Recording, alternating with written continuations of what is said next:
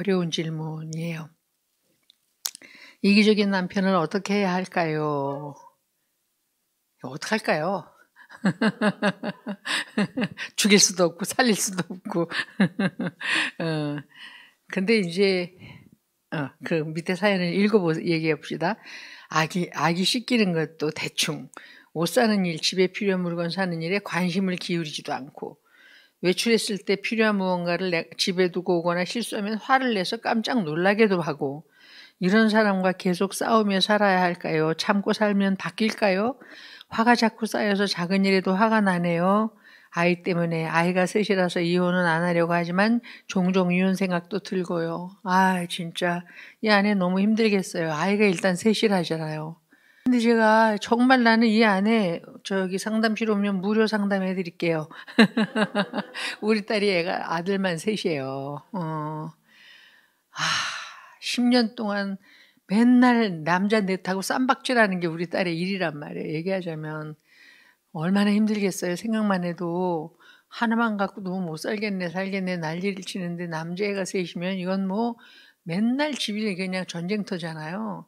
셋이서 3, 2, 1 꼭 맨날 팽이 돌리고 그냥. 그래서 뭐 큰애가 공부 좀 하려고 그러면 또 동생 와서 찡기고 앉고 난리를 치면 엄마는 또 소리 지르고 뭐 이러죠. 다행히도 우리 사회는 정말 가정적이라 그거 정말 제가 하나님께 감사드리고 있는데, 이 아이 셋 기르는 엄마한테 무조건 일단 저는 위로하고 싶어요. 애쓰고 있다고. 근데 여러분 정말 위로해 줘야 돼요. 이건 보통 일 아니에요. 국가적으로도 이거는 애국자라서 대한민국은 지금 심각한 그 인구 절벽 상태 때문에 고민하고 있는데, 아이를 셋 낳아서 이렇게 돌보는 거, 종종 이혼 생각이 든다는 거 진짜 정상인데 그래도 애 셋이라 이혼은 안 하려고 하는 건 정말 훌륭한 생각입니다. 왜냐하면 여러분, 이혼은 부부가 더 이상은 같이 못 가겠다 그래서 둘이 깨지는 건데, 그 사이에 태어난 아이들은 이걸 이해할 길이 없어요. 여러분 한번 입장을 생각해 보세요. 그래, 뭐 엄마나 아빠나 둘 다 나쁘든지 누구 한 사람은 나쁘고 옳든지 뭐 이러면 나를 낳아준 부모를 일단 한 사람만 편들어야 된다는 것 자체가 애 속에 이미 갈등 상태를 만드는 거인데다가 둘 다 계속 싸움해서 둘 다 나쁘다. 그러면 이 둘 사이에서 태어난 나라는 존재는 또 어떻게 이해를 해야 될 것이며, 그런데 이제 또 아예 안 살고 깨졌어. 그런데 여러분, 인간은요 살면서 정이 들거든요. 그래서 헤어지면 그 대상이 보고 싶을 수 있어요. 부부는 왼수지간이라도 애는 엄마하고 살 때 아빠가 보고 싶을 수 있고 아빠하고 살 때 엄마가 보고 싶을 수도 있단 말이에요. 이 그리움이라는 게 사람을 정말 미치게 만드는 거거든요. 그러면 부부는 깨어졌지만 애는 정말 양쪽의 사랑을 다 필요로 하는데, 싸우더라도 이쪽 저쪽이 다 있어야 애로서는 그게 더 안전한 상황이란 말이죠. 그런데 깨졌다 그러면 이제 그 아이들의 인생에 벌써 이제 좋지 않은 경험이 시작된 거죠. 그래서 이혼은 안 하시는 게 맞아요. 성경은 이혼하지 말라고 되어 있습니다. 배우자가 외도하는 경우에, 그러니까는 성적인 범죄를 범하는 경우에 생각해 볼 수 있는 여지가 있는데, 그리스도인이라면 그것도 사실은 용서라고 하는 범주로 처리하시는 게 맞습니다. 좀 이따 다시 그런 질문이 나올 거니까 얘기할 거고요. 자, 일단 좀 돌아가서 생각해 봅시다. 이 애 대충 씻기고 옷 사는 일, 집안일 관심도 없다. 이게요, 이 남자가 안 하는 것이지만 못하는 것일 수 있어요. 제가 살아보니까 우리 남편도 이런 게 아예 생각이 안 나는 사람이에요. 그러니까 일러주면 일러주는 일만 하는 것 때문에 속상해하는 사람들이 있는데, 그건 일러주는 수밖에 없어요. 안 해본 경험이라서 생각이 안 나요. 아예 생각이 안 나는 사람 보고 나는 생각이 이미 나는데 너는 왜 그게 생각이 안 나냐 그러면 어떡하냐고. 근데 우리 남편이 잘 해내는 많은 일들 중에 뭐 기계 다루는 일, 컴퓨터니 이런 거 전 하나도 없거든요. 저는 이런 데 와서 강의하는 거 강의한 남편이 다 만들어줘요. 운전도 남편이 다 태워다 줘요. 그건 전 땡깡부려요. 안 태워다 주면 난 안 갈 거니까. 뭐 이렇게 나온단 말이에요. 얘기하자면. 그래서 잘하는 사람이 하는 게 맞아요. 잘하는 사람은 쉽고 힘들어도 빨리 잘 되는데, 안 되는 사람은 똑같은 에너지를 써도 효율성이 훨씬 떨어지고 잘 안 되니까, 안 되는 걸 가지고 자꾸만 해내라 요구하는 건 오히려 그걸 내려놓는 것이 더 마음이 편안한 게 아닌가 생각이 들어요. 그래서 즐거운 사람, 잘하는 사람이 되도록 처리하면 된다.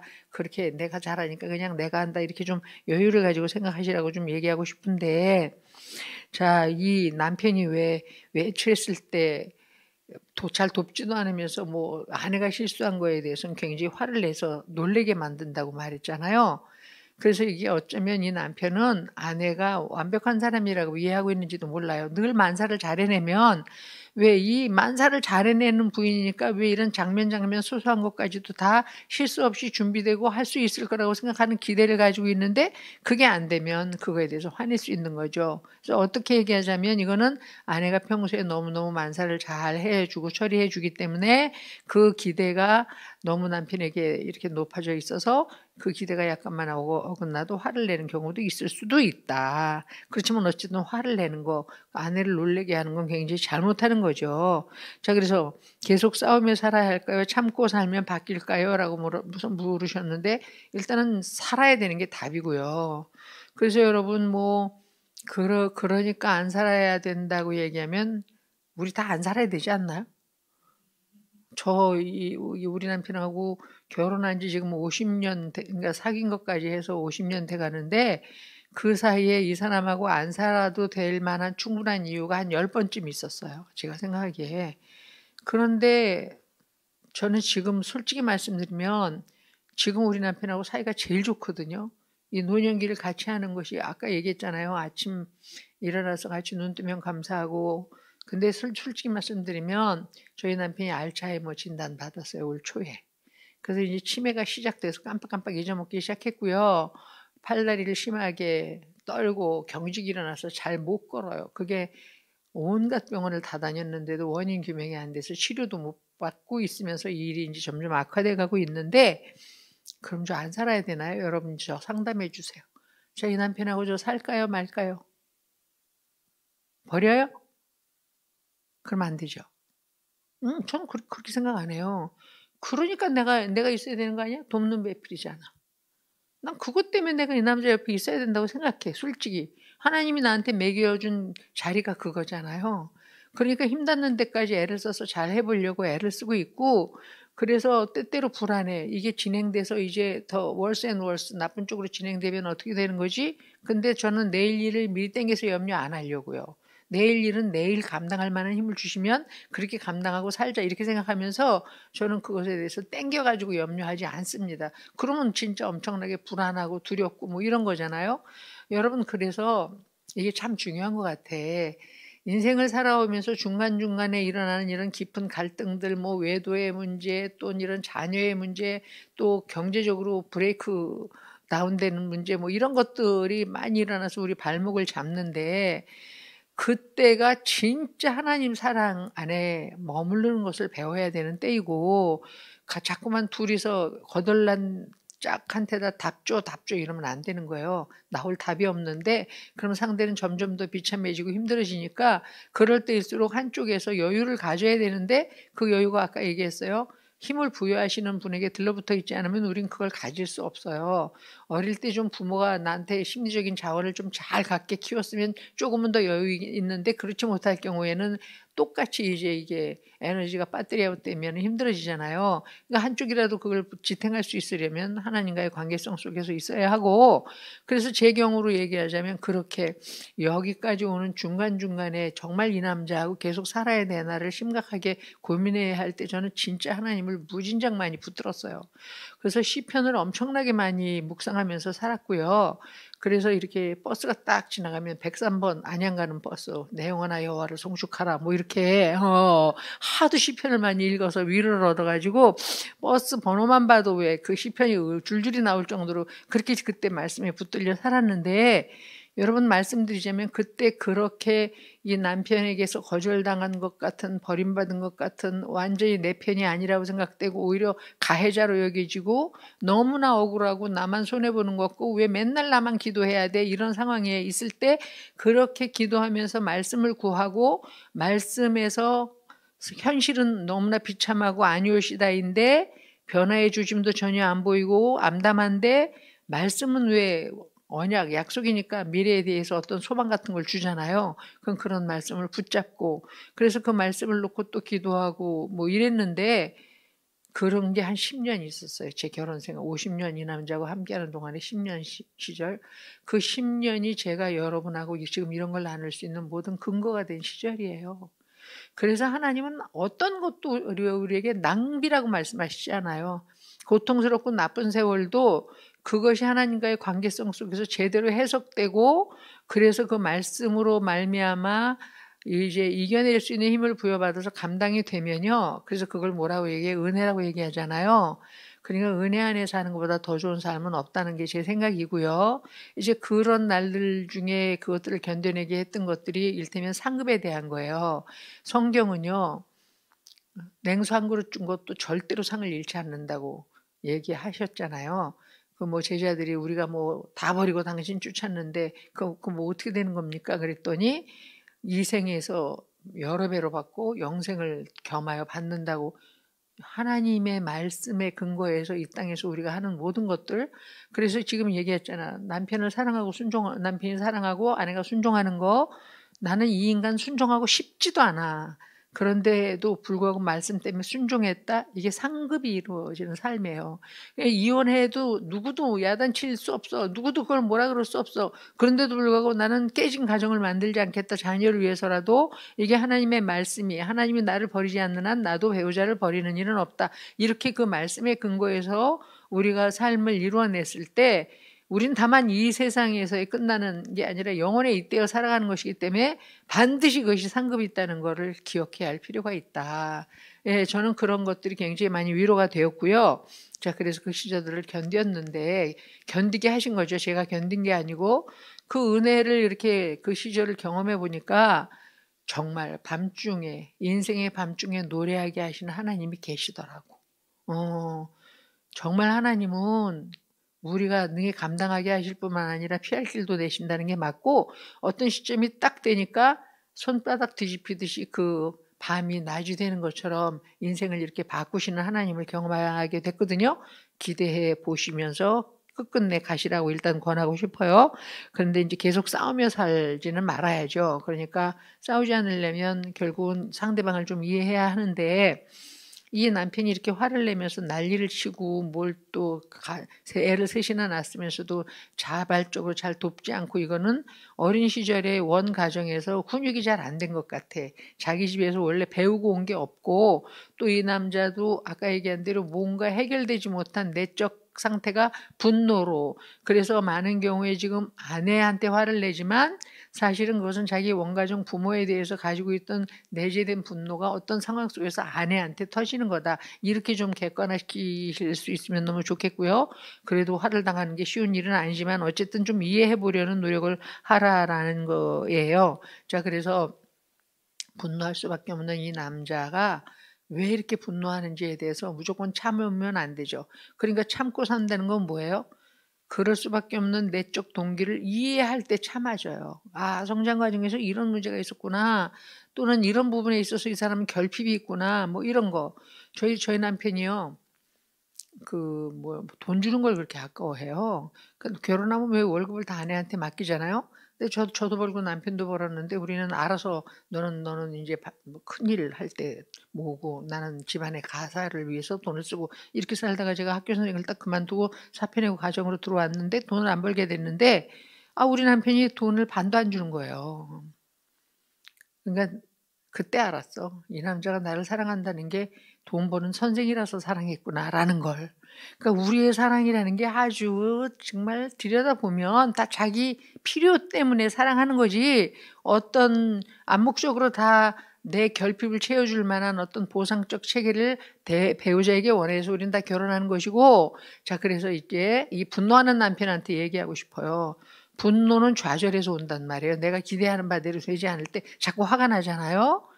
이 남편 속에 그 굶주려 있는 내면 채워지지 않는 결핍이 너무 많기 때문에 그걸 자꾸 아내를 붙잡고 시비를 거는 거다라는 걸 좀 알았으면 좋겠어요. 이 남편이. 그래서 지금 아내한테 터뜨릴 일이 아닌데 여기다 자꾸만 화를 내면 애새 때리고 이 아내 어떻게 하려는 거야. 아까 하나님의 자비, 많은 자비를 따라서 하나님의 그 포기하지 않는 사랑을 따라서라는 구절을 얘기했는데 여러분 부부가 평생을 같이 살려면 정말 필요한 건 딱 한 가지 있어요. 서로를 불쌍히 여겨야 돼요. 배우자를 불쌍히 여겨야 돼요. 이럴 수밖에 없는 이 사람의 이 내면, 왜 형편없으면 이 형편없을 수밖에 없는 내면, 그것을 헤아려 주는 게 이쪽 배우자로서는 고통이지만 아까 말씀드린 대로 주님이 그런 우리를 계속 헤아리시면서 산다는 것을 기억할 필요가 있고요. 그 헤아려 주는 것 자체가 주님을 향해서 한 것이 되는 거예요. 주님은 우리가 이 땅에서 하는 모든 것이 다 하나님 나라에서 카운팅 된다고 말씀하셨고, 그래서 소자에게 냉수 한 그릇 준 거 다 나한테 한 거다. 나를 니네가 따뜻하게 해준 거, 가난한 자에게 구워주는 것 바로 나한테 구워주는 거다. 성경 다 그렇게 되어 있잖아요. 그러니까 지금 내가 배우자한테 하는 거 다 하나님한테 하는 거예요. 우리가 믿는 하나님한테. 결국은 그분이 다 카운팅한다는 걸 기억하시고 그것이 좀 위로가 되셨으면 좋겠고요. 화가 자꾸 쌓여서 작은 일에도 화가 난다는 거 정상이죠. 이렇게 분노하는 남편, 분노나 우울은 전염이 되거든요. 자, 그래서 이제 그것이 전염이 되는데 그걸 쌓아놓지 않아야 돼요. 자, 그래서 분노는 적절한 말로 표현해야 한다. 그래서 화가 나는 걸 화가 난다고 말해야 되는데 이 화를 내기 좋아하는 남편한테 화가 난다고 얘기하면 더 화를 낼 테니 그 대상하고는 아니고, 그래서 자기의 마음의 분노를 적절하게 표현할 수 있는 좋은 대상 관계를 맺으면서 이 부인이 살았으면 좋겠다. 그 대상이 우선은 하나님이시고 필요하면 가끔은 또 전문가를 만나서 속 얘기를 좀 풀어내가면서 힘을 좀 얻으며 사시면 어떨까 생각이 들어요. 애 셋이기 때문에 그 아이를 잘 돌봐주는 일이 하나님 앞에서 큰 상급이 될 줄로 믿습니다. 다음 질문으로 좀 넘어가겠고요. 이렇게 부부관계가 패턴이 이렇다고 한다면 패턴은 그 반복적으로 똑같은 양상을 보이는 걸 패턴이라 그러잖아요. 부부싸움도 패턴이 있고 분노하는 것도 패턴이 있고 많은 경우 이런 건 패턴이 있는데 그거는 그 원인을 찾아서 끊어줘야 해결이 돼요. 그래서 좀 계속 그 남편이 쓸데없이 이렇게 자꾸 분노하면서 그 화나는 감정을 전염시키면 아내가 먼저 와서 좀 상담을 받던가 남편이 상담받으러 좀 가라고 권했으면 좋겠습니다. 자, 다음 질문을 좀 볼게요. 육아와 관련된 어려움이 있습니다. 다른 집에서는 살림과 육아의 분담이 어느 정도인지, 물론 가족이나 돌봐주는 이모님의 지원 정도에 따라 다르겠지만 이것들을 모두 포함하여도 한 가정의 남자와 여자의 역할이 어떻게 나뉘는지 궁금합니다. 그래서 이분은 이제 육아 관련된 어려움에서 다른 집은 어떻게 하는지도 궁금하고 역할을 궁금해하는 거 보니까 억울함이 좀 있으신 분이에요. 지금 왜 나만 너무 애쓰고 있는 것 같다라는. 예, 제가 30년을 상담하고 낸 결론이 그겁니다. 모든 남편은 다 억울하다. 모든 아내도 다 억울하다. 그래서 아내 얘기를 들으면 늘 그 남편이 가해자야. 그리고 아내가 피해자야. 야, 그런 인간하고 너 어떻게 이제까지 살았니? 관둬라 그러고 싶을 정도로. 그래서 막 이제 남편을 불러야 되잖아. 얘기를 들어보면 바뀌어, 가해자가. 아내가 나쁜 년이고 그 남편이 피해자야. 그러니까 누구 먼저 상담을 했느냐에 따라서 가해 피해가 이렇게. 그러니까 다 가해자고 다 피해자인데, 자, 여기 이제 피해의식이 많은 분들에게 좀 말씀드리고 싶어요. 피해의식이 이제 성장 과정에서 피해의식이 있잖아요. 엄마 아빠의 삶을 보면서 아버지한테 대우 못 받고 사는 엄마를 보면서도 같은 딸로 피해의식이 일어날 수도 있고, 또는 엄마가 주도적이면서 만사를 그냥 뒤흔들어대면서 아빠를 그냥 이렇게 정말 막 이렇게 하면 그런 가정에서 또 아들이 자라면서 지배적 느끼는 어머니에 대한 분노가 있을 수도 있고, 그 약한 아버지하고 동병상련일 수도 있고, 또 아버지가 미울 수도 있고, 하여튼 이런 여러 가지 감정들이 성장 과정에서 내 원가정 부모의 관계 속에서 내 안에 생기는데, 이제 그게 결혼 관계 속에서 배우자의 관계 속에서 자꾸만 풀어내지는 거잖아요. 자, 그래서 여러분 결혼은요, 배우자의 성장 과정을 이해하는 게 굉장히 중요해요.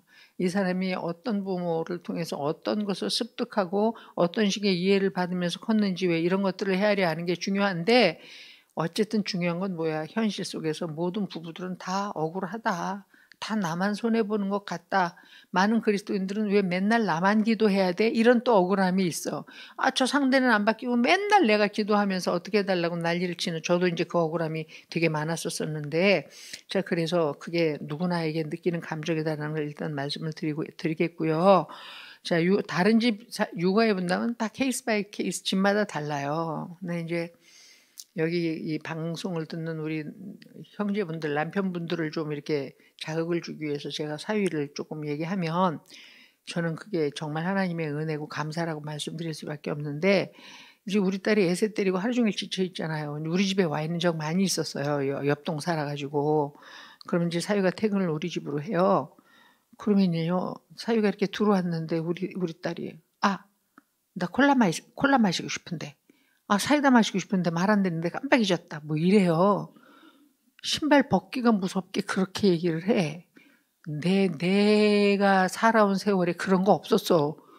어디 감히 남편 신발 벗기가 무섭게 거기다 대고, 아, 콜라, 아, 사이다, 뭐 이따위, 그건 매너도 아니고 생각할 수도 없는 일인데, 난 그런 딸을 보면 뭐 그냥 갈기고 싶어. 지금도 이거 뭐 하는 짓이야, 뭐 이런데, 죄송해요, 우리 사위는 사다 줄게, 바로 나가요.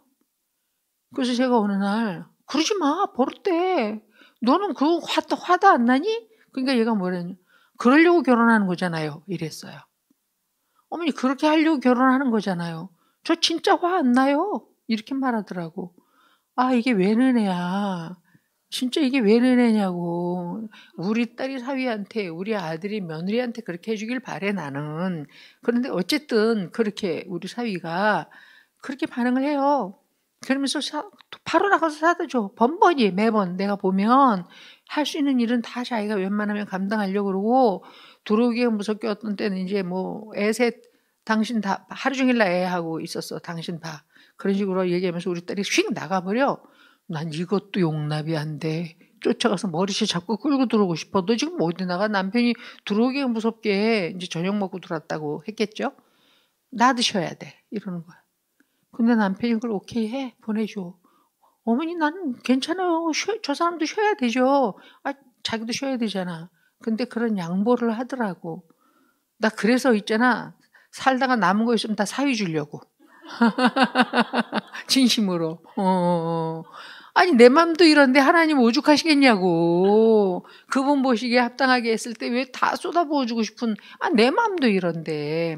자, 배우자의 요구에 대해서 되도록 좀 예민하게 우리가 반응할 수 있으면 좋겠죠. 아까 얘기한 대로 내가 할 수 있는 일은 되도록 내가 하고, 필요한 일은 도움을 요청하는 것을 해야 되고, 도움을 요청할 때 반드시 그것에 대해서 기쁘게 응해 주려고 해야 되는데, 자, 일단 여기 육아에 대한 얘기니까 디도서 2장 4절에 있는 말씀을 먼저 읽어볼게요. 나이 많은 부녀들이, 이제 저처럼 이렇게 뭐 신앙 안에서 권사 뭐 이런 사람들이 젊은 여자들을 훈련시켜서, 젊은 여자는 딸이나 며느리나 이렇게 자매들이잖아요. 남편과 자녀를 사랑하고 또 집안 살림을 잘하고 남편에게 순종하는 사람이 되게 해야 합니다, 이렇게 써 있어요, 디도서에. 자, 그러니까 젊은 여자들이 해야 되는 우선적인 일이 뭐예요? 여기 써 있는 대로 남편과 자녀를 사랑하고 집안 살림을 하는 거예요. 지금 우리가 이 시대가 부부가 같이 돈을 벌면서 함께 경제적인 걸 담당하니까 둘 다 지쳐서 집에 들어오기 때문에 정말 가사에 대해서 알아서 남편도 헤아려 줘야 하고, 이런 것들이 필요한 시대를 살고 있지만, 성경의 원리로 얘기하면 집안일은 아내들에게 맡겨진 거예요, 원래. 그때 아내들은 물론 돈을 안 벌었죠.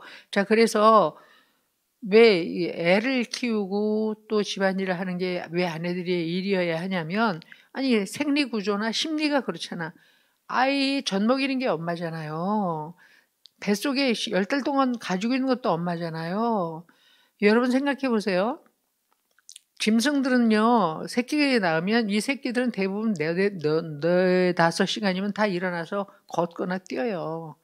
인간만 거의 1년 동안을 안고 얼르고 눈 맞추고 먹이고 씻기고 재우고 자장자장하고, 이렇게 소위 얘기하는 스킨십을 끝없이 해줘야, 그래야 그 아이 속에 심리적인 자아가 생겨요.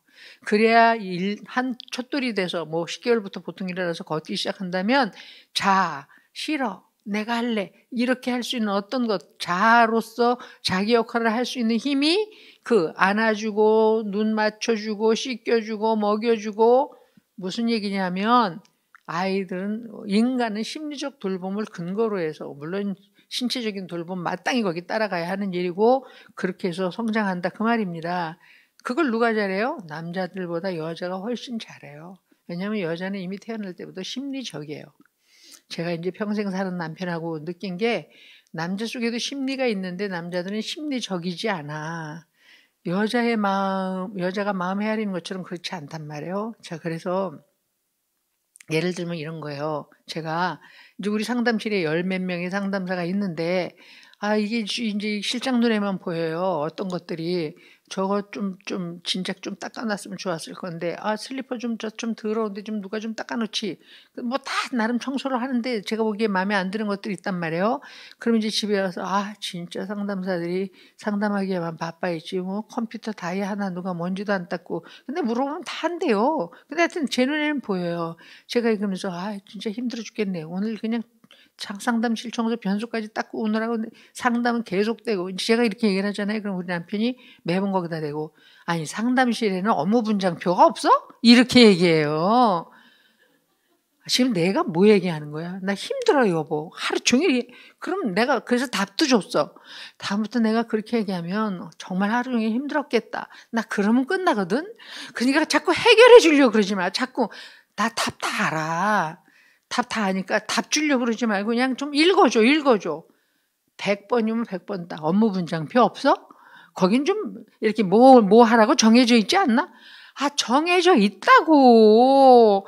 그렇게 얘기하지 말고 그냥 힘들었구나라고 얘기해달라고. 그러면 또 화내. 다음부터 나한테 말하지 마. 해결해 주려고 하는데도 그 반응 보면 말해봐야 소용이 없다 이 말이지. 이게 남자야. 이게 여자야. 그래서 여성은 모성 본능이 있어. 부성에는 있지만 부성 본능이라는 말은 없잖아요.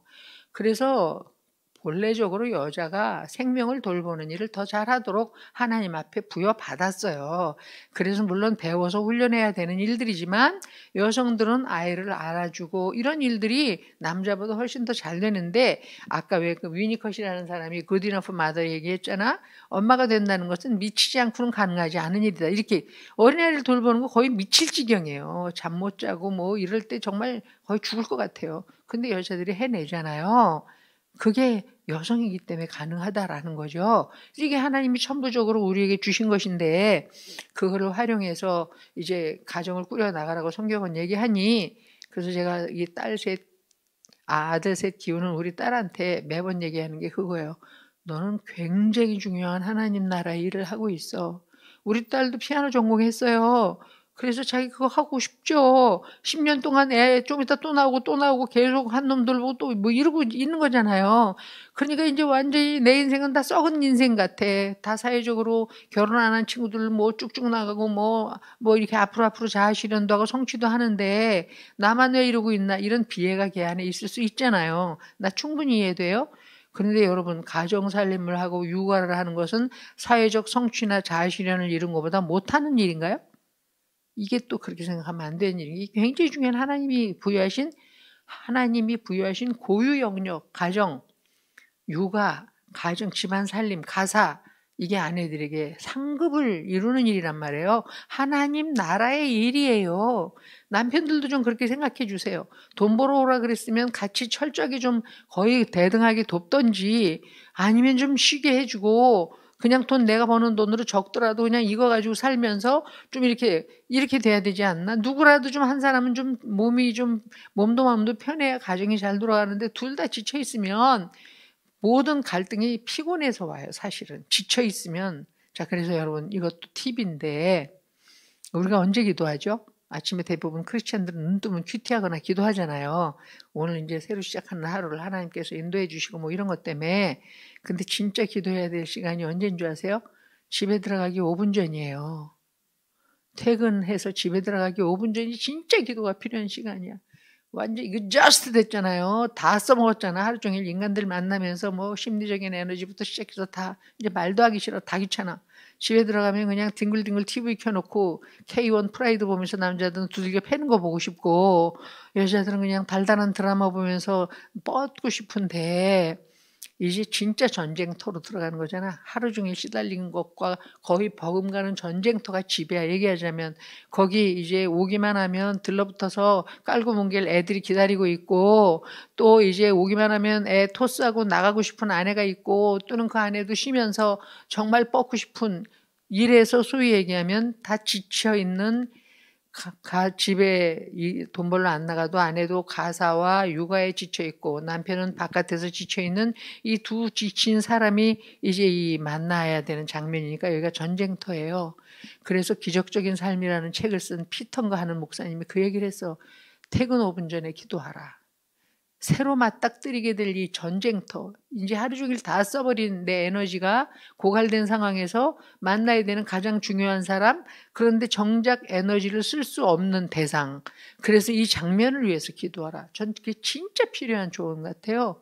그래서 여러분이 퇴근해서 배우자 만나기 직전에 저는 지쳤고 나는 이제 화낼 준비가 다 돼 있고 건드리게 하면 다 작사를 낼 만큼 나는 그러하니 뭐 이렇게 여러분이 기도하셔야 되지 않나 싶고 여러분 집에 있던 뭐 아내도 마찬가지로 이제 잠시 후에 저는 이제 하루 종일 이 육아와 가사 전쟁에서 힘들었던 것을 남편을 통해서 해결하고 싶은데 지쳐서 들어오는 남편을 받아줄 수 있는 여지가 없을 수 있으니 이런 나에게 지금 하나님께서 새롭게 새 힘이 되시고 그래서 서로에 대해서 만난 순간 5분이나 10분 정도는 더 서로를 배려해서 상대를 쉴 수 있도록 해주는 이런 여지를 좀 가질 수 있으면 얼마나 좋겠는가 하는 게 제 제안입니다.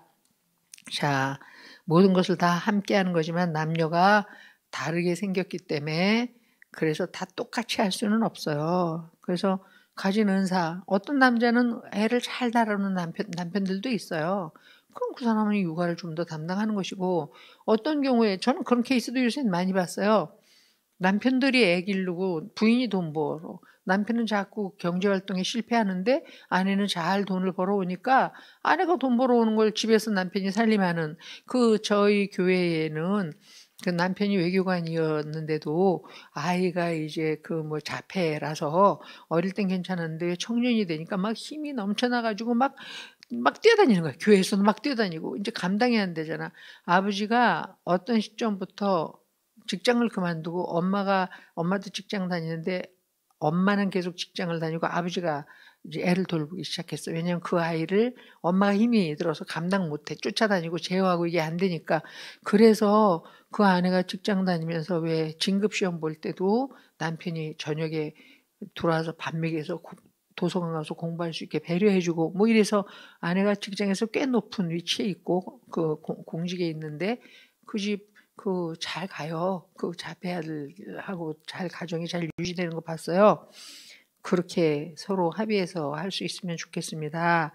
자, 남자와 여자의 역할은 둘 다 모두에게 생육하고 번성하고 그리고 충만해서 정복하고 다스리라. 그래서 얘기하자면 온 세상을 같이 애를 낳고 하나님의 형상을 가진 아이를 낳고 그 아이가 다음 세대에서 하나님 나라를 감당할 수 있는 아이로 잘 양육하고 세상을 에덴화하고 이게 최초의 남녀인 아담 하와에게 맡겨진 일이에요.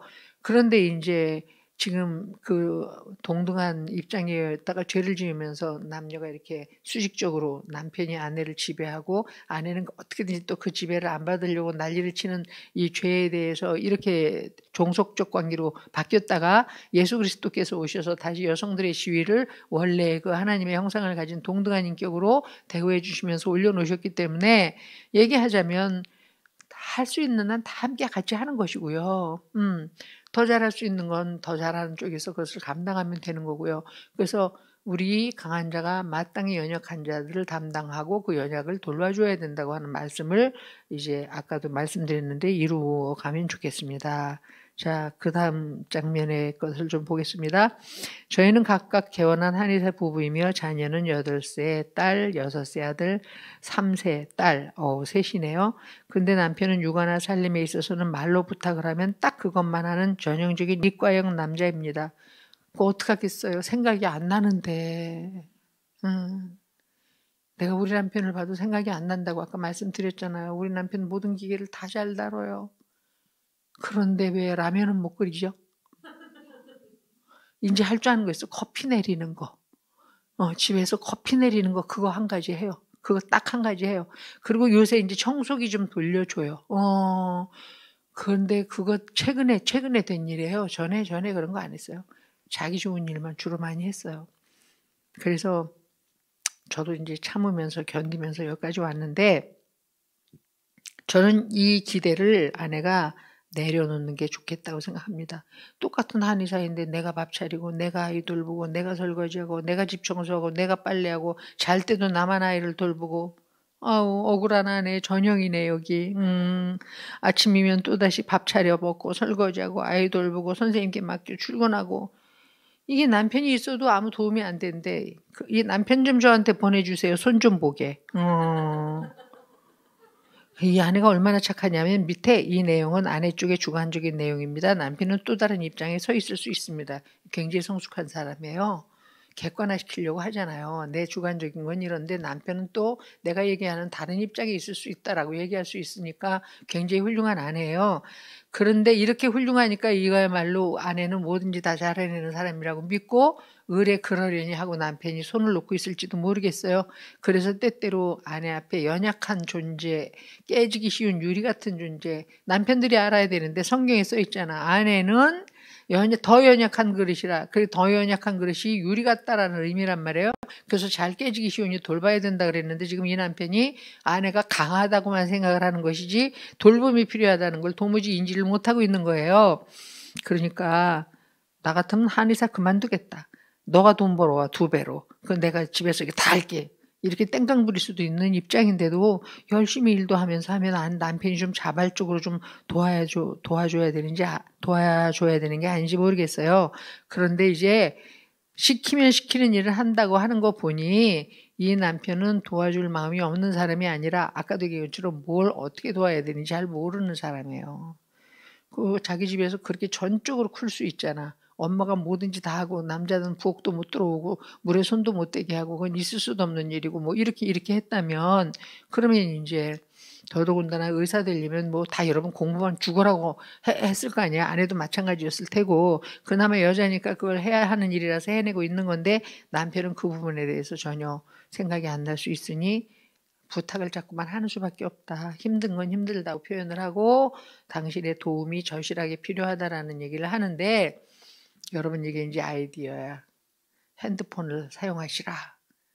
그래서 저녁에 퇴근하기 전에 문자를 쏘는 거예요. 여보 오늘도 하루 동안 수고 많았지? 나도 오늘 수고가 많았는데 오늘따라 유난히 힘이 드네. 그래서 저녁에 당신을 만났을 때 그냥 나는 좀 당신한테 어린애처럼 땡깡 부리면서 쉬고 싶은데 또 뭐 가면 줄줄이 집안일이 이렇게 있을 거잖아. 그래서 내가 요거는 할 테니 당신 이런 건 좀 가서 담당해 주면 어떨까? 아까 청유형으로 제안하듯이 이게 아이 메시지예요. 네가 해주는 거 뭐 있어? 이러면 이제 다 망치는 거지. 여러분 부부가 대화가 안 되는 이유가요. 아까 정당성 때문이라 그랬잖아요. 십자가에 못 박아야 될 게 정당성이야. 다 자기 놀아. 그런데 그거 십자가에 못 박아야 돼. 말씀을 순종해야 되는 거지 내 생각이 중요하지 않은데 우리는 내가 옳으면 상대한테 강요를 하고 밀어붙이는 경향이 있어 옳기 때문에 그거 옳지 않아요. 그게 바리새인이에요. 여러분 생각해 보세요. 상대에게 설득하려고 얘기 좀 하자. 이건 벌써 대화 아니에요. 대화는 듣는 거야. 듣기. 네가 뭘 얘기하는지 들어주는 거예요. 그래서 그래 얘기해봐 내가 들을게 이 자세가 그래서 히어링 아니고 리스닝 경청 말해봐 들어볼게 이런 자세여야 된단 말이에요.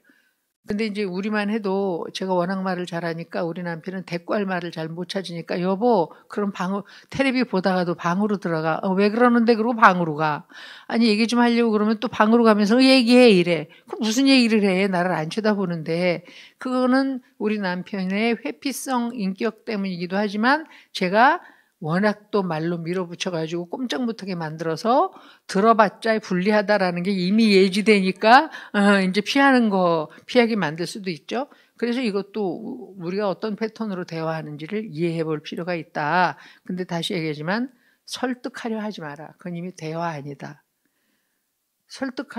내가 오르니까 설득하려는 거잖아. 들어봐.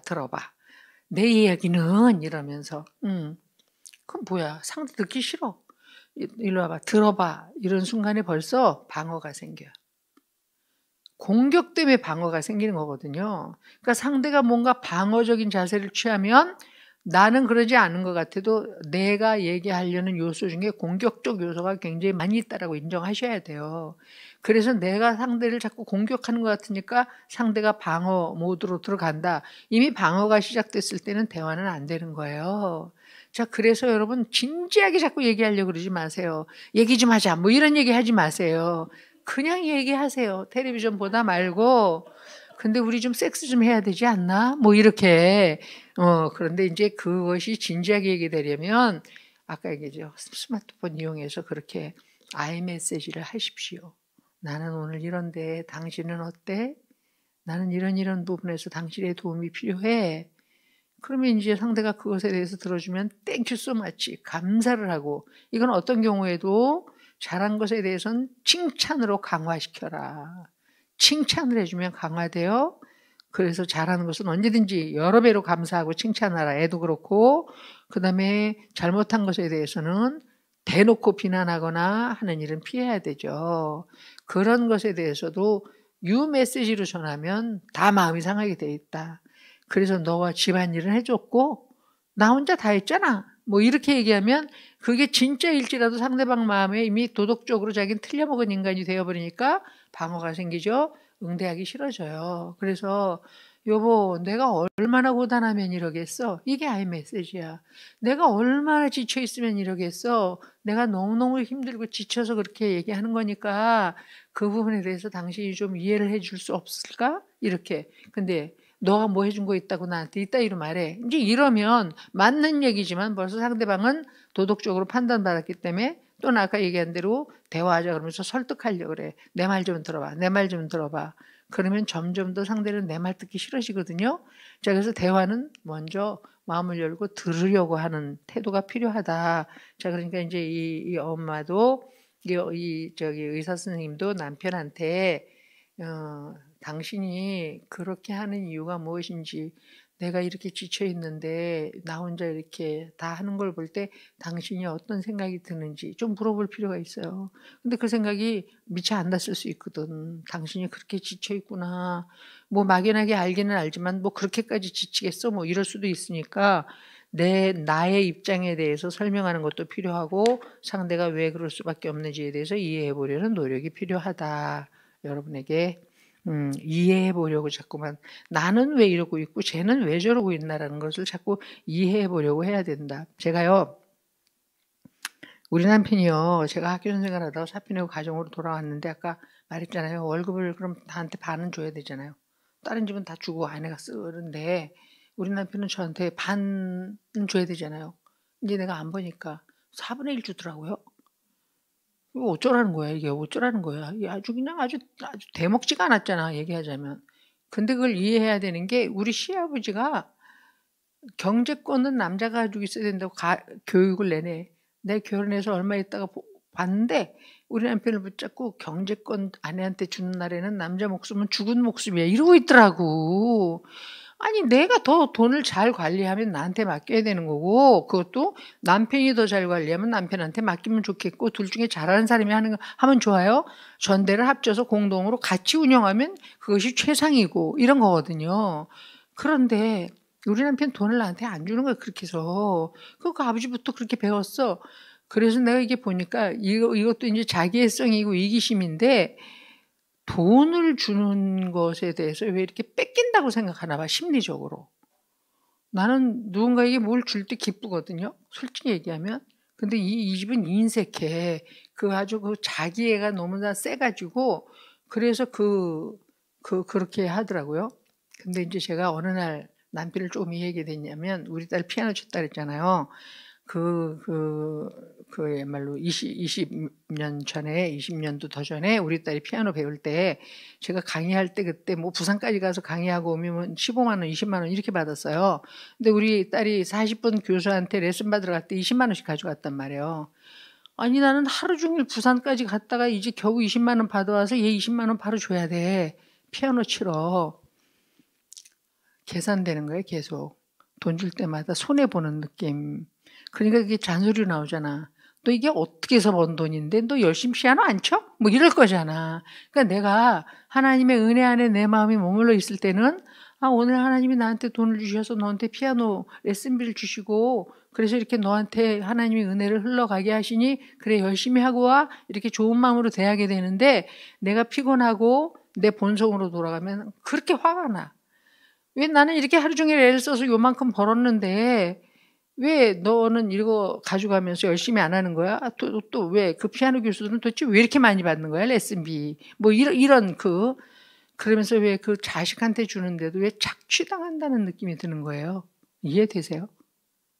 내가 별로 받아본 게 없어서 부모한테 그나마 내가 가진 걸 내가 기쁘게 줄 때는 괜찮았는데 어떤 상황 속에서 억지로 내놓으려니까 착취당한다는 느낌이 드는 거예요.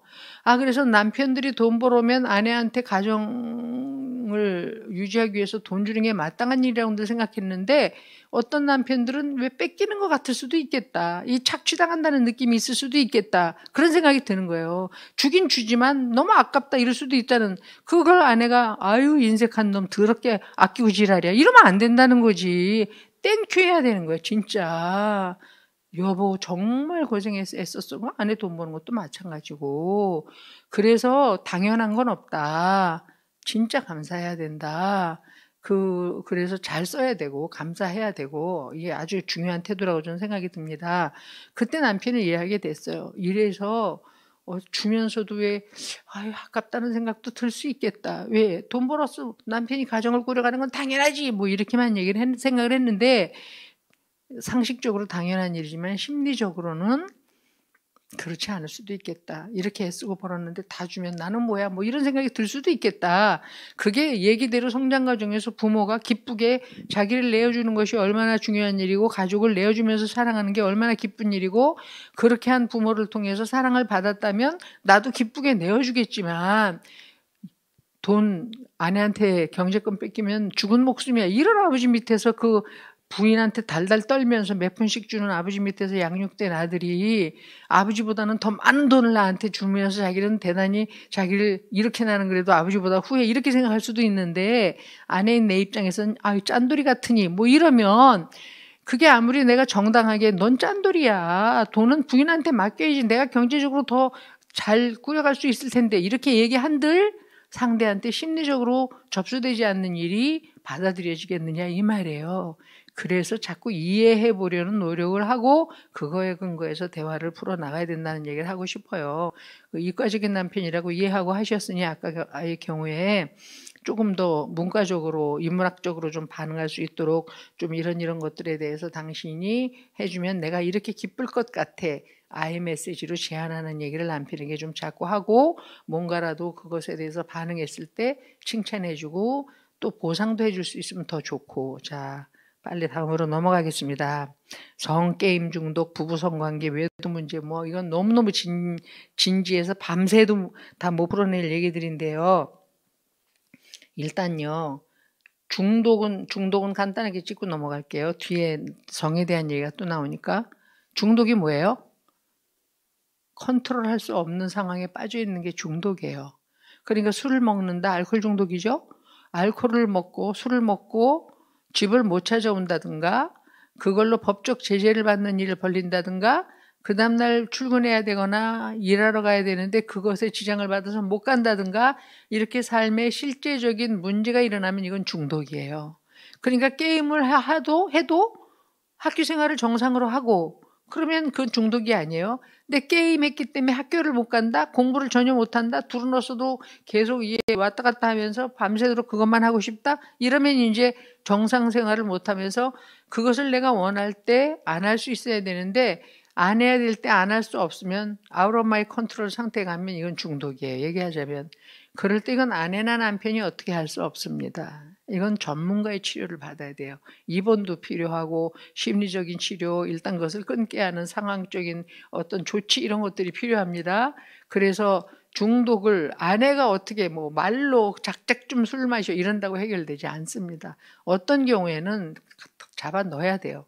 정말로 제가 알코올 중독 센터에 1년 있었는데 술 중독인 남자들을 그래서 결국 본인은 인정하지 않고 맨날 자기 중독 아니래, 자기 맘먹으면 끊을 수 있대, 그리고 안 끊어. 그리고 온 집안을 난기를 하고 만들고. 그래서 그럴 때 어떻게 하냐면 술이 잔뜩 취했을 때 이제 그 있어요, 또 정신과에서 그 힘센 남자들이 와서 포승줄로 잡아가요, 묶어가지고.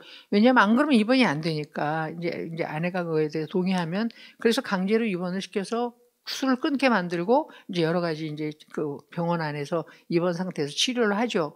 이런 식의 애가 인터넷 게임 중독이면 병원에 가야 돼요. 부모가 그거 잔소리해서 끊지 못합니다. 잔소리는 또 부정적 강화를 가져올 수도 있으니 일단 중독에 대해서는 좀 상식적으로 생각해서 얘가 이게 컨트롤할 수 없는 상태까지 갔다 그러면 부모 혼자 해결될 수 없으니 전문가와 빨리 얘기를 나누라 하고 싶고요.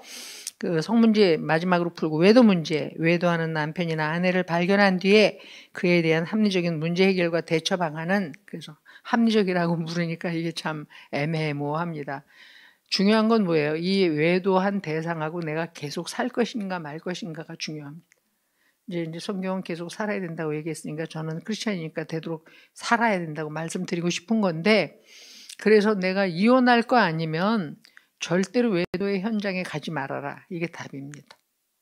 외도의 현장에 뿌리를 뽑는 일은 하면 안 되잖아요. 그래서 외도의 현장에 가서 그 장면을 보고 난 다음에 아무렇지도 않게 부부 생활을 계속해 나갈 수 있는 사람은 없습니다. 외도라는 것은 배우자를 파괴하는 행위예요. 근데 그것이 성적 관계가 이루어지는 장면이 노출되거나 그것을 목도하거나 이러면 이제 그 다음에 왜 그냥 뭐 심증은 있어도 물증은 없다, 뭐 이런 상태가 좋은 거죠. 얘기하자면 또 물증이 있어도 그냥 심증을 안 가질래 이럴 수 있는 게 더 좋은 건데, 왜냐하면 계속 살려면 현장을 확인하고 나서도 계속 삶이 아무렇지도 않게 사라지기가 쉽지 않아요. 우리는 반드시 그것에 본 것에 대해서 지배를 받게 되어 있기 때문에, 그래서 그 현장에 따라가려고 하지 말아라.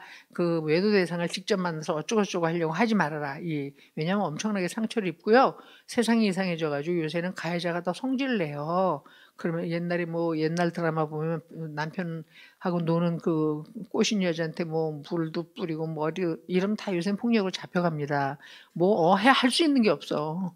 그 간통죄가 또 폐지됐기 때문에. 자, 그래서 하여튼 직접 만나서 어떻게 하려는 건 없이 내 배우자하고 이제 이 얘기를 해야 되는데, 외도 때문에 가정이 깨지는 경우만 있지 않아요. 외도의 심리학에 보면 외도가 일어났을 때 부부관계가 표피적이고 친밀감이 없었다는 걸 깊이 이해하고 오히려 그 다음 장면에 서로 깊이 있게 친밀감 있는 부부로 발전되는 경우도 꽤 많이 있습니다.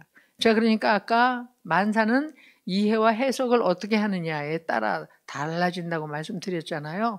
얼마든지 용서하면서 그 용서받은 입장에서, 용서를 해주면 용서받은 입장에서 그거에 대한 깊은 고마움이 정말 친밀감을 더한 관계로 발전될 수도 있고, 이 케이스마다 다릅니다. 그래서 그 상처의 정도, 그 놓여져 있는 상황들, 그리고 그것을 대하는 그 당한 사람 또는 가해자 피해자의 심리적인 상태 속에서 따라서 이것은 다르게 다뤄야 할 문제다라는 걸 말씀드리고 싶은데, 아까 그 얘기 하려다 놓쳤어요.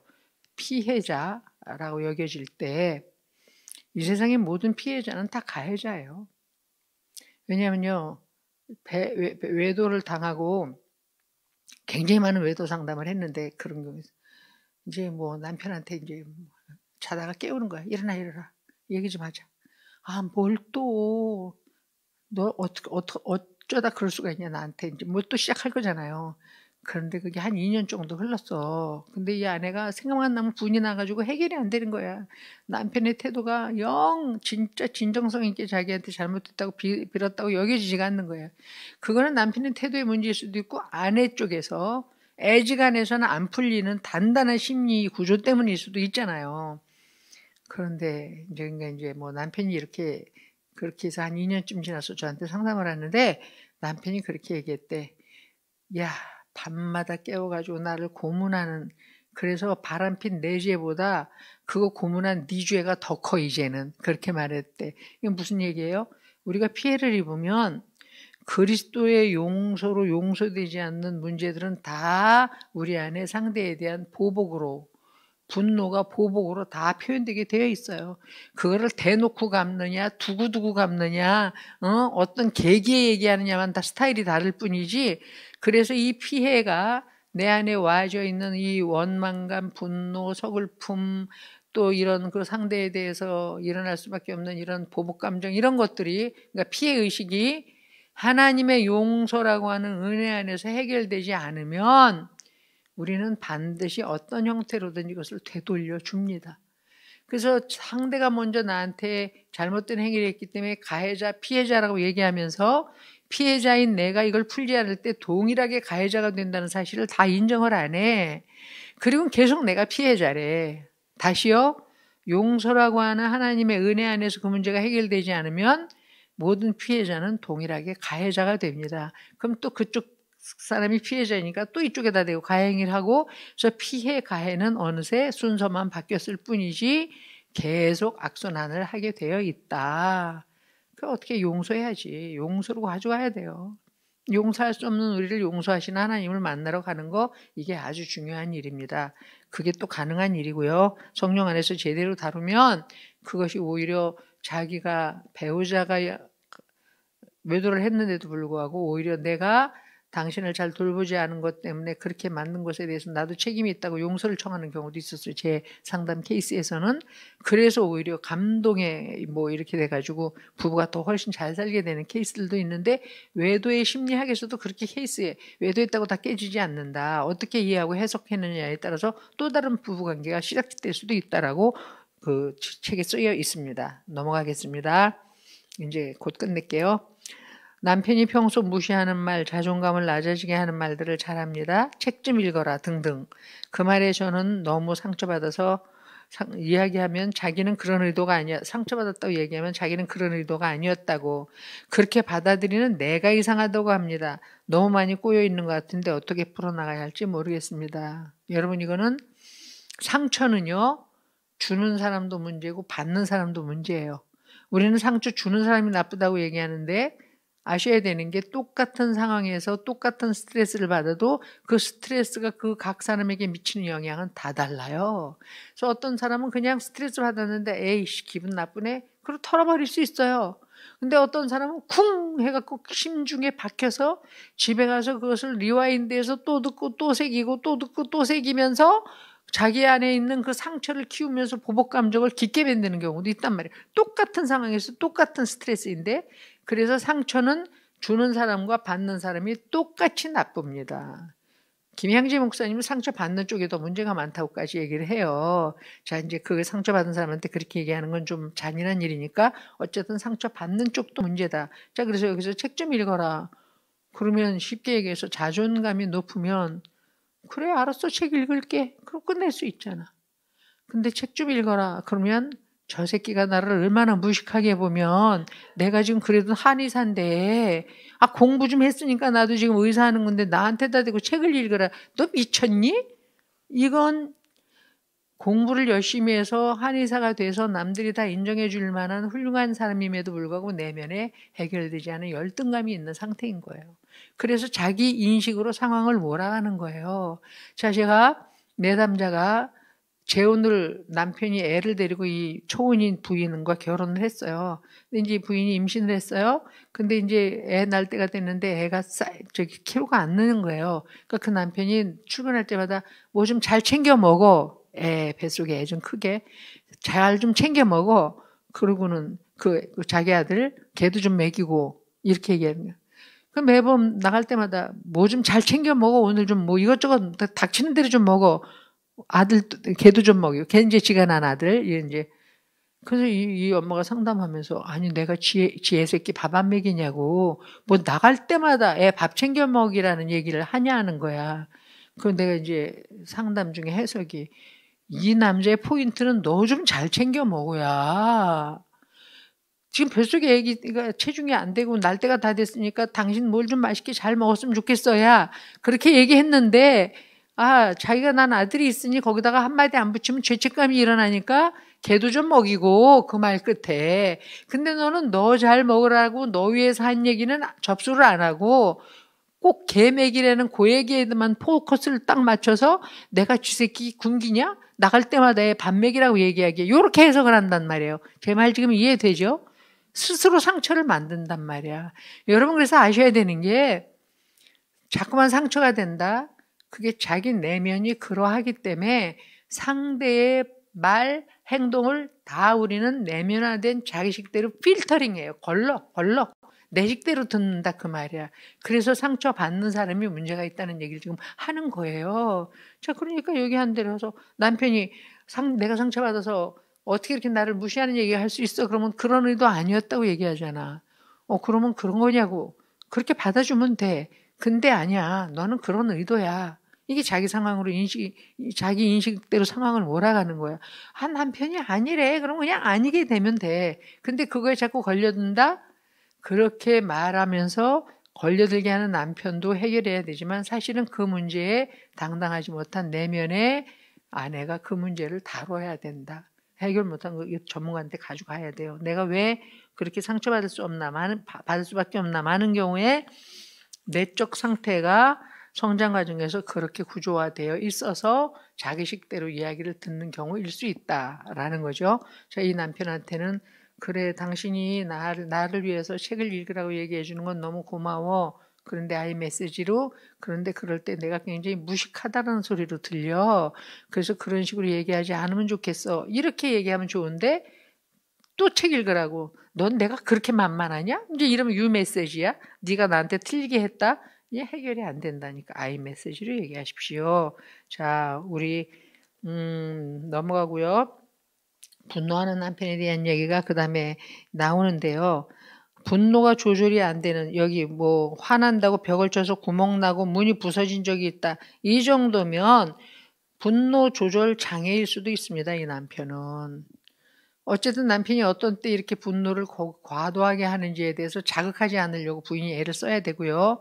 그런 자극이 아님에도 불구하고 그런 식으로 과잉 행동을 한다? 그럼 이 남편 속에 해결되지 못한 공격성이 있는 거예요.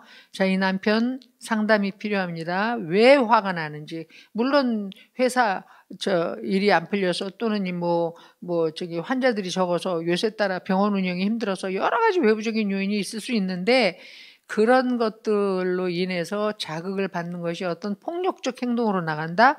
그러면 이것도 폭력도 중독이에요. 얘기하자면 그것이 계속된다고 한다면 이건 치료가 필요한 상태라는 것을. 그래서 아내는 되도록 그런 자극을 삼가하려고 애를 써야 하고 남편은 자기가 컨트롤이 안 된다면 그 부분에 대해서 전문가와 의논해 볼 수 있게 되기를 바랍니다. 자, 마지막 질문. 부부관계를 남편이 원할 때 저는 원치 않을 때가 많습니다. 그러나 저는 원치 않아도 남편이 원할 때 협조하고 있는데요. 제가 좀 더 마음이 편해질 수 있는 방법이 있다면 좋겠습니다. 그리고 그 뒷얘기가 굉장히 중요해요. 이 아내가 그렇게 하는 이유가 성추행을 경험했었대요. 전에 어릴 때 성추행을 경험하면서 그 관계 때문에 도중에 자꾸 화가 치밀어가지고 이게 잘 안 되는데 그래도 남편이 나를 사랑해서 원하는 거다라고 생각하면서 어떻게든지 참으면서 애를 쓴대요. 굉장히 훌륭한 아내입니다. 성경 먼저 말씀드릴게요. 고린도전서 7장 1절에서 5절까지 결혼한 부부는 서로에 대해서 배우자에 대해 성적 의무를 다하라고 가르칩니다. 여러분 결혼이 뭐예요? 나 이제 너하고만 평생 섹스할 거야. 그게 결혼이에요. 그죠? 나 이제 이 세상에 뭐 멋진 여자 남자 다 있어도 다 치우고 오로지 난 너하고만 성관계하면서 부부관계를 즐길 거야. 그게 결혼이에요. 자, 그러니까 내가 배우자에게 최고의 성적 파트너가 되겠습니다. 하나님 앞에서 약속하는 게 결혼이에요. 그러니까 최고의 성적 파트너가 되어주지 않는 것은 결혼을 하나님 앞에서 한 약속을 지금 지키고 있지 않은 거예요. 성경은 내 몸이 내 게 아니고 배우자의 거라고 얘기하고 있고요. 고린도전서 7장에서 배우자에게 성적 의무를 다하라 그랬어요. 그러니까 의무를 다하라는 게 알았어 빨리 하고 내려가 이거 아니에요. 배우자를 기쁘게 해주기 위해서 애를 쓸 것과 나를 기쁘게 해주려고 애쓰는 배우자에 대해서 기쁨과 감사로 반응하는 것, 이게 의무를 다하는 거예요. 성경의 가르침입니다. 자, 그래서 나는 너하고만 섹스할게. 이게 결혼이기 때문에 최상의 성적 파트너가 되겠다고 결정하고 그렇게 나한테 태도하지 않으면 그 결혼한 배우자는 골탕을 먹는 게 되는 거잖아요. 집 밖에 나가서 간음이나 음행을 행할 수도 없는데 그리스도인들은 그것이 심판이 경고되어 있는데 무슨 세상도 마찬가지지만, 자, 그래서 배우자의 성적 욕구를 충족시켜 주는 것은 성경에서 아주 중요한 결혼의 의무로 이야기하고 있는 것입니다. 그런데 이 아내가 이제 그래서 남편을 생각하면서 참으면서 열심히 원할 때마다 애를 써준다는 건 보통 훌륭한 게 아니에요. 자, 그런데 중요한 건 뭐예요?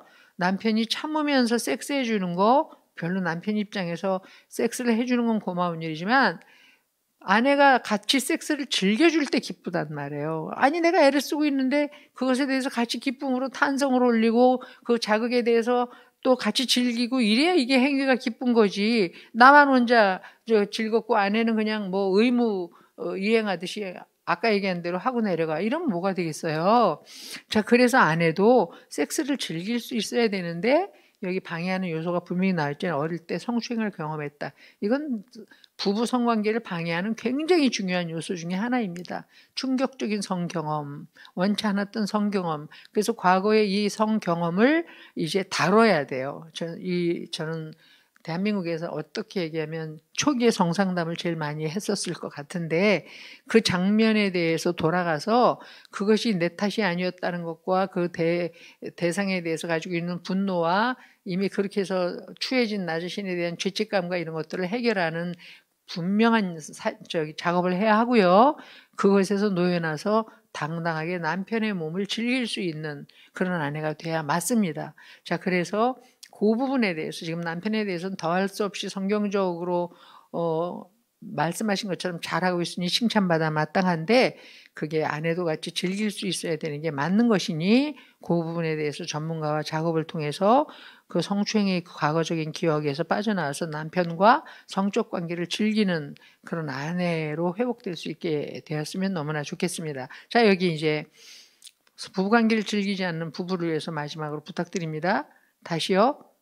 성관계는 하나님께서 부부에게 허락하신 유일한, 자, 아까 처음 시작할 때 이러므로 남자가 부모를 떠나 그 아내가 연합하여 한 몸을 이룰지로다. 하나님의 명령이에요. 남편과 아내가 한 몸을 이루라. 그게 섹스예요. 삽입을 통해서 4단계 성적 흥분, 고조, 최고조, 사정을 통한 절정감, 그리고 이완, 이것을 누리는 거예요. 실제 행위로. 그래서 원하는 자극들을 통해서 서로를 북돋아주고, 그래서 말로도 또는 어떤 터치를 통해서도 삶에서 서로 헤아려 주는 걸 통해서도. 그런데 이게 남녀가 차이가 있기 때문에 성생리나 성심리를 이해하지 못한 데서부터 오해 때문에 부부관계가 잘 안 되는 경우가 너무 많이 있어서 요것만 짚을게요. 남편들은 누드가 필요하고 아내들은 무드가 필요합니다. 이게 남녀의 차이의 아주 결정판이에요. 누드 대 무드. 아내들은 분위기, 넉넉한 시간, 그리고 남편의 자기에 대한 이해, 자기를 존중해 주는, 그리고 아까 마음으로 헤아려 주는 이런 따뜻한 태도, 이게 필요하고 남편들은 성기 중심적인 섹스 자체가 필요하다. 그것을 남편은 충족시켜야 섹스라고 하는 것, 사정이라는 행위가 남편들에게서는 공격성을 해소하는 굉장히 중요한 방법 중에 하나예요. 그래서 그것이 마음대로 이루어지지 않으면 공격성이 해소되지 않으니까 분노가 내 안에 차 있게 되고 그러면서 삶이 질척거려요. 뭔가 깨우치 않단 말이에요. 그래서 남편의 욕구를 받아주는 것은 굉장히 그 다른 생활에 힘을 내서 하는 일에도 굉장히 중요하게 아내가 해야 되는 역할입니다. 근데 아내들은 아까 무드가 중요하다 했지, 분위기. 그래서 로맨스가 필요해. 아까 얘기했잖아. 내가 이해받는다는 느낌, 사랑받는다는 느낌, 존중받는다는 느낌. 그래서 뭐 전희, 후기 이런 건 다 아내를 위해서 필요한 거예요. 남자들은 그렇게 보는 것에 의해서 흥분되고 이게 진행이 되기 때문에 아내처럼 그렇게까지 무드가 필요하지 않단 말이에요. 심리적. 그래서 아내들은 섹스도 굉장히 심리적이에요. 아내의 마음을 헤아려 주어라. 원할 수 있도록. 그래야 몸이 열리니. 남자들은 그렇지 않은데 아내들은 그렇지 않으면 몸이 열리지 않는다. 그래서 아내들은 사랑을 받아야 섹스가 가능해지고 남자들은 섹스를 행해야 사랑한다고 느낀다. 이게 차이예요. 얘기하자면 서로 배우자에 대해서 잘 이해해서 그 배우자가 원하는 쪽으로 반응해 주려고 하는 것이 아까 성적 의무를 다하라는 하나님의 말씀의 내용이기도 하다라는 것까지 이야기하겠습니다. 자, 기도하고 마치겠습니다. 하나님 아버지, 우리 삶의 문제들을 가지고 이렇게 이야기할 수 있는 기회를 주셔서 감사를 드립니다.